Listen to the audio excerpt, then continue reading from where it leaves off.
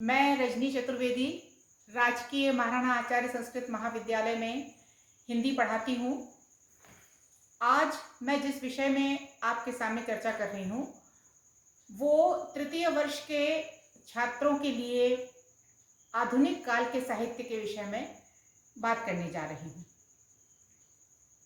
हिंदी साहित्य का वृहद इतिहास 4 कालखंडों में विभाजित है, ये हम सब जानते हैं। हमें उनके नाम भी पता हैं।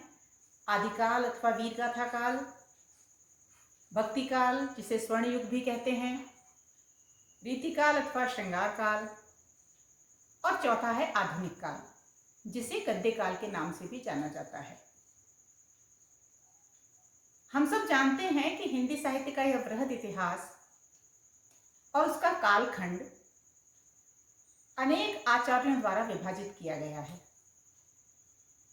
लेकिन सामान्य रूप से हम आचार्य रामचंद्र शुक्ल का काल विभाजन पढ़ते हैं और पढ़ाते हैं।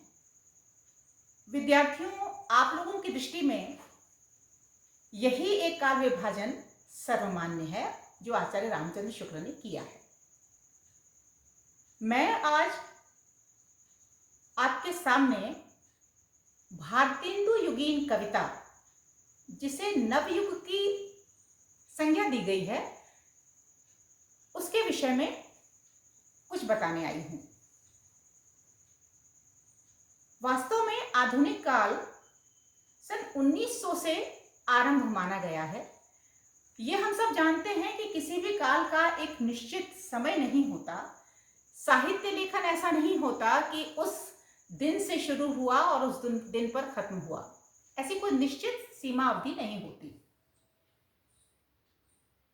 जब जो काल आरंभ होता है उसके पूर्व से कुछ कुछ भूमिकाएं बनने लगती हैं और उसके बाद तक जब वो उस तरह के उस संबंधित साहित्य लिखा जाता रहा, उससे संबंधित उस समय तक वो साहित्य नहीं लिखा जाता, बल्कि और भी आगे के समय तक वो साहित्य लिखा जाता रहता है।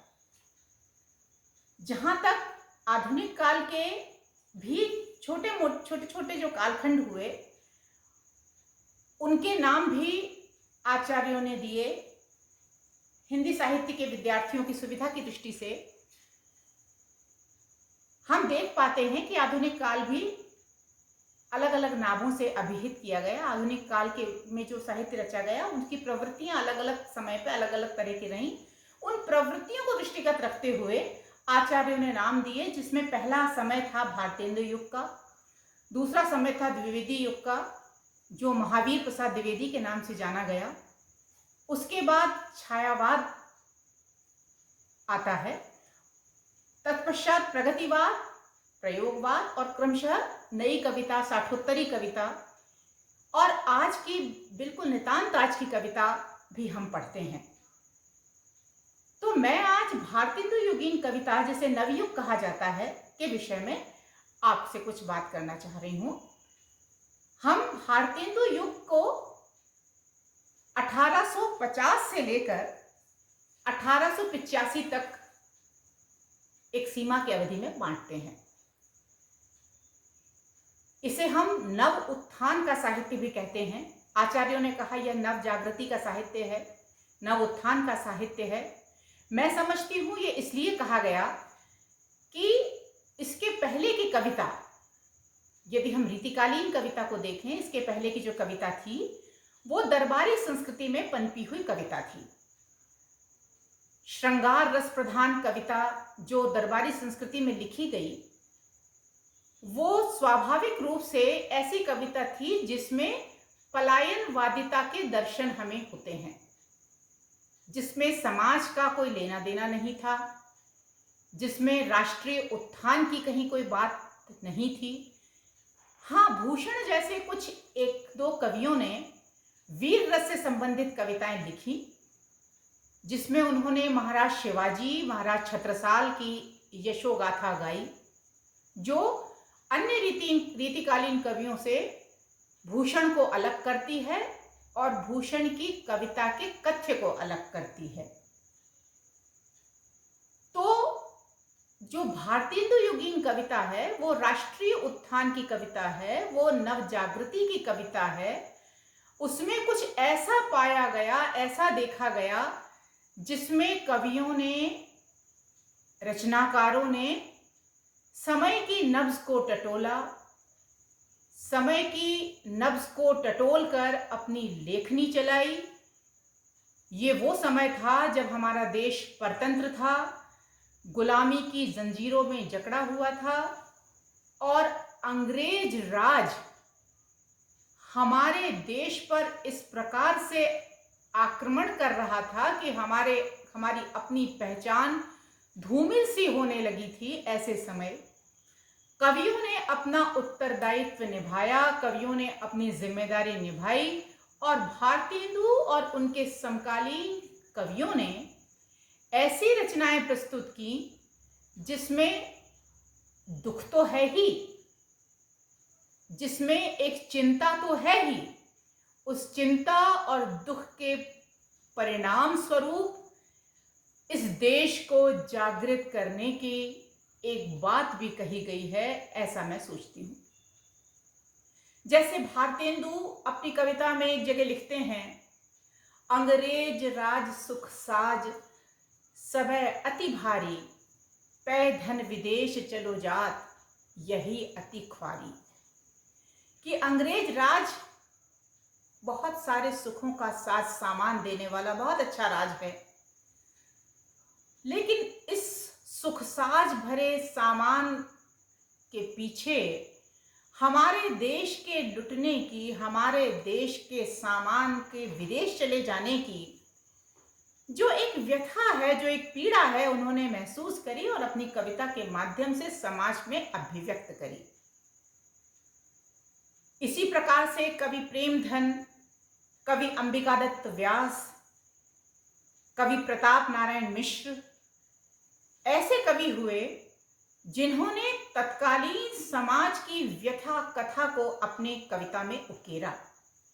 प्रताप नारायण मिश्र की एक कविता जो हमारे देश के उस समय की आर्थिक स्थिति को अभिव्यक्त करती है कि किस प्रकार से समाज संत्रस्त था, किस प्रकार से अंग्रेजी साम्राज्य ने भारतीय जनता को संतप्त कर रखा था।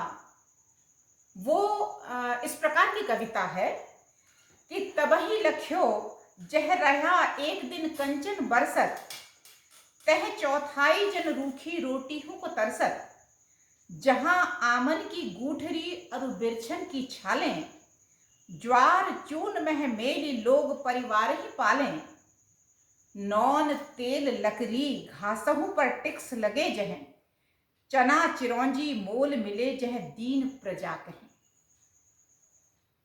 कवि कहना चाहता है कि तत्कालीन समय में टैक्स लगता था, किस पर?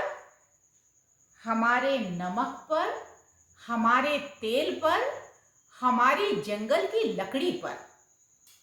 और इस टैक्स के तले दबती हुई, कष्ट पाती हुई भारतीय जनता को मजबूरन ये टैक्स देना पड़ता था। हमारी ही चीजें, हमारे ही ऊपर टैक्स। तो कैसे आर्थिक रूप से जूझती हुई जनता किस प्रकार से संकटग्रस्त थी उस समय में, वो समय किस प्रकार भारतीय जनता के लिए एक कष्टमय समय था, इस बात को तत्कालीन साहित्यकारों ने, जिसमें भारतेंदु और उनके मंडल के कई अन्य कवि थे, रचनाकार थे, उन्होंने समझा और इस प्रकार से अभिव्यक्ति दी। अपने साहित्य के माध्यम से वो पहरेदार बने समाज के। और भी अन्य विषय थे तत्कालीन समाज में। न सिर्फ स्वतंत्रता संग्राम का समय था, वो समय था जब अशिक्षा का बोलबाला था, वो समय था जब अकाल पड़ा करते थे, वो समय था जब महामारियां चला करती थी। उन महामारी के दौर में, उस अकाल के दौर में किस प्रकार भारतीय जनता को सजग करने का काम कवियों ने किया, ये भारतेंदु युगीन कविता को पढ़कर हमें ज्ञात होता है। और भी अनेक विषय थे, जैसे अनमेल विवाह, जैसे बहुविवाह, जैसे विधवा विवाह, इस प्रकार की समस्याओं से समाज संत्रस्त था। उस संत्रस्त समाज को भी पुनः जागृत करने का काम तत्कालीन कवियों ने किया। तो ये कविता नव जागरण की कविता है। भारतेंदु कविता नव जागृति की कविता है। ये तो हुई विविध विषयों की बात। मैं आपको बताना चाहती हूं कि कथ्य की दृष्टि से ही नहीं, शिल्प की दृष्टि से भी कुछ ऐसी बातें की गई। हालांकि ब्रजभाषा की कविता रीतिकाल तक लिखी जा रही थी और उसी समय से भारतेंदु युगीन कविता का भी आरंभ होता है। तो ये भारतेंदु युगीन कविता में भी ब्रजभाषा का बाहुल्य तो रहा, लेकिन उस समय उर्दू फारसी के शब्दों का भी इस ब्रजभाषा में मिलन हुआ। तो भाषा थोड़ी भारी हुई, भाषा थोड़ी बोधगम्य हुई और भाषा थोड़ी संप्रेषणीय हुई। छंदों की दृष्टि से कुछ नए छंद कविता में आए, जैसे दोहा, चौपाई, सोरठा जो भक्तिकाल में या रीतिकाल में जो कवित्व छंद चला, इन छंदों से थोड़ा छुटकारा मिला कवियों को। कवियों ने इनका मोह छोड़ा और तत्समय उस समय चल रहे कुछ लोक प्रचलित छंदों का प्राबल्य रहा, जिनमें लावनी, चैती, कहरवा, इस प्रकार के जो लोक प्रचलित छंद थे, उन छंदों में कविता लिखी, जिससे उन छंदों में लिखी हुई कविता लोकमानस में जल्दी और हमेशा के लिए बैठ पाए। भाषा के लिए मैंने आपको बताया ब्रजभाषा चल ही रही थी। ज्यादातर कविता, भारतेंदु युगीन कविता भी ब्रजभाषा में लिखी गई, लेकिन उर्दू और फारसी के शब्दों का और कहीं कहीं बोलचाल की हिंदी का जो प्रयोग हुआ है, वो बोलचाल की हिंदी का प्रयोग करके और उर्दू फारसी के भाषा के शब्दों का प्रयोग करके भी भाषा को थोड़ा भारी बनाया गया, भाषा को थोड़ा संप्रेषणीय बनाया गया।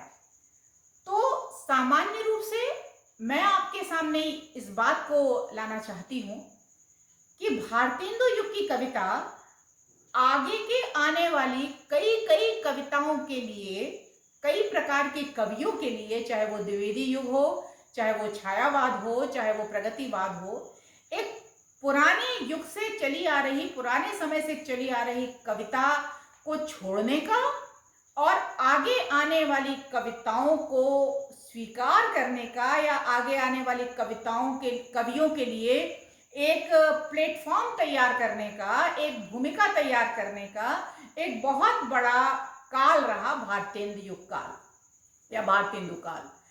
तो मैं इस काल को अन्य आचार्यों के साथ साथ मैं भी इस काल को एक संधिकाल मानती हूं, जिसमें एक प्राचीन आदिकाल से चला आ रहा है, वीर गाथा काल से, भक्ति काल से, रीति काल से चला आ रहा साहित्य और आगे आने वाला साहित्य की जो पूर्व पीठिका तैयार हुई, वो भारतेंदु युग में हुई। इसलिए भारतेंदु युग को हिंदी साहित्य में आधुनिक काल का संधिकाल कहना मुझे उचित ही जान पड़ता है। मुझे ठीक लगता है कि ये हिंदी साहित्य में एक संधिकाल है, लेकिन एक ऐसा संधिकाल जो नव चेतना का संधिकाल है, नव युग का संधिकाल है, जो एक नव उत्थान का संधिकाल है। निश्चित रूप से भारतेंदु युग में भारतेंदु के साथ साथ अन्य कवियों ने तो अपनी कविताओं के माध्यम से समाज का उत्थान किया ही, साहित्यकारों का एक मार्गदर्शन किया ही, लेकिन भारतेंदु हरिश्चंद्र जो एक ऐसे साहित्यकार थे जिन्होंने ये बीड़ा उठाया और अपने संगठन में, अपने संगठित किए हुए कवियों को मार्गदर्शन देते हुए साहित्य में बहुत बड़ा योगदान दिया है। धन्यवाद।